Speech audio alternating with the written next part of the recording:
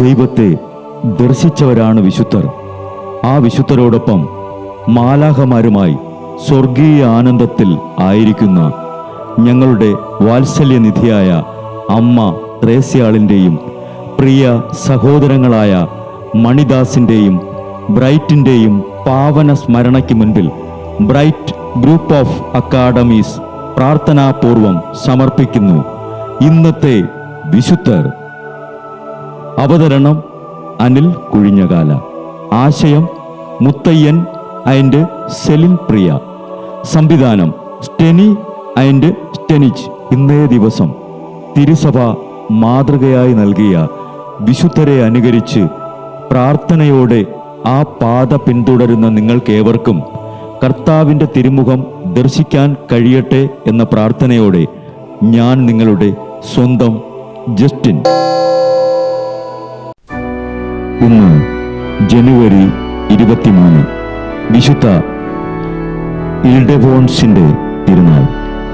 സ്പെയിനിലെ ടൊളദോ നഗരത്തിലെ ആർച്ച് ബിഷപ്പായിരുന്ന വിശുദ്ധ എബിജീനിയൂസിൻ്റെ സഹോദരപുത്രനും പിൻഗാമിയുമാണ് ആർച്ച് ബിഷപ്പ് ഇൽഡെഫോൺസ്.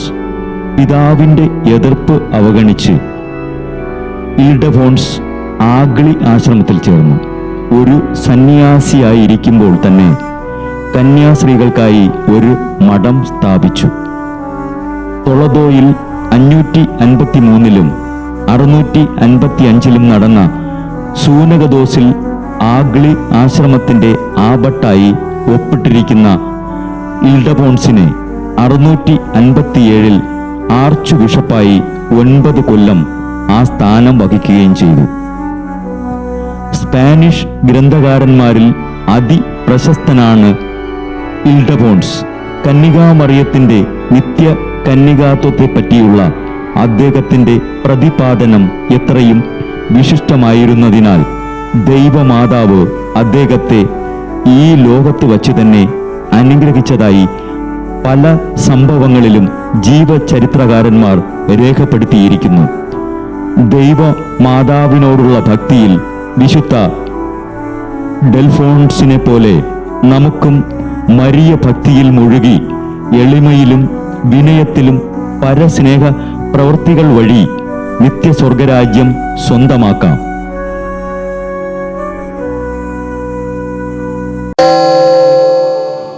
ബ്രൈറ്റ് കുടുംബത്തിൽ നിന്നും കർത്താവ് തൻ്റെ മുന്തിരിത്തോപ്പിലേക്ക് വിളിച്ച് പൗരോഹിത്യം നൽകി അനുഗ്രഹിച്ച റവറൻ ഫാദർ ബിൽ ബ്രൈറ്റും സന്യാസത്തിലേക്ക് വിളിച്ച് അനുഗ്രഹിച്ച് മണവാട്ടിയാക്കിയ സിസ്റ്റർ മരിയ ജോസും വിശുദ്ധരെ അനുകരിച്ച് ഇവിടെ ഈ ഭൂമിയിൽ ആത്മാക്കളെ നേടാനായി ഇരുൾ വീണ താഴ്വരയിലൂടെ നടക്കുമ്പോഴും പൈശാചിക ശക്തികൾ വിടാതെ പിന്തുടർന്ന് പീഡിപ്പിക്കുമ്പോഴും മരണം നിഴലായി കൂടെ നടക്കുമ്പോഴും ദിവ്യകാരുണ്യം എപ്പോഴും ആത്മാവിന് കരുത്തേകും പോലെ തിരുവചനമെന്നും പാതയിൽ വിളക്കായി ജ്വലിച്ച് ആ ജ്വാലയിൽ അനേകായിരം ആത്മാക്കളെ നേടിയെടുക്കാൻ സകല വിശുദ്ധരെ, മാലാഖമാരെ, ഇവർക്കു വേണ്ടി എപ്പോഴും കർത്താവിനോട് മാധ്യസ്ഥം വഹിച്ച് പ്രാർത്ഥിക്കണമേ.